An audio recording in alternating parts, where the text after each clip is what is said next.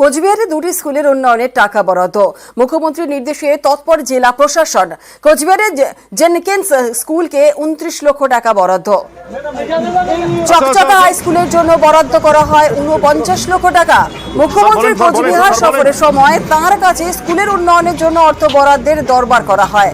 জেলা শাসককে দ্রুত পদক্ষেপের নির্দেশ দেন মমতা বন্দ্যোপাধ্যায়। আমাদের অ্যাডমিনিস্ট্রেটিভ বিল্ডিংটা দিয়ে জল করছে, আমরা টিচার স্টাফ রুম যেটা আছে 49,78,856 मतलब प्राय 50 लाख ही हो गया 50 लाख টাকার আমরা অ্যাপ্রুভাল পেয়েছি and for the Jenkins school প্রায় 28,93,649 দুটো অ্যাপ্রুভাল আমরা সাথে সাথে আমরা পেয়ে গেছি। চকচকা হাই স্কুলে দুটো অ্যাডিশনাল ক্লাসরুম আছে আর গ্রাউন্ড যে প্লেগ্রাউন্ড আছে ওর একটু ডেভেলপমেন্ট একটু ভালো করে দেবে, বাচ্চারা যেন ভালো করে খেলাধুলা করতে পারবে। আর জেনকিন্স স্কুল আপনারা সবই জানেন অলরেডি হেরিটেজ প্রপার্টি, অনেকটাই কাজ হয়েছে, বিল্ডিং এর কন্ডিশনটা একটু ঠিক নেই, তো এখানে বেসিক্যালি রিপেয়ার ওয়ার্কের জন্য টাকাটা নিয়েছে।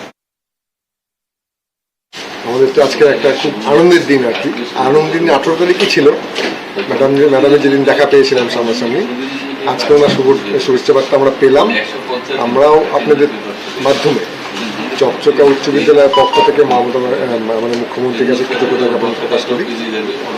আর আমি গিয়ে এখনই ছেলে মেয়েদের বলবো, ওরা উৎসাহে নিশ্চয়ই আনন্দিত হবে আর কি।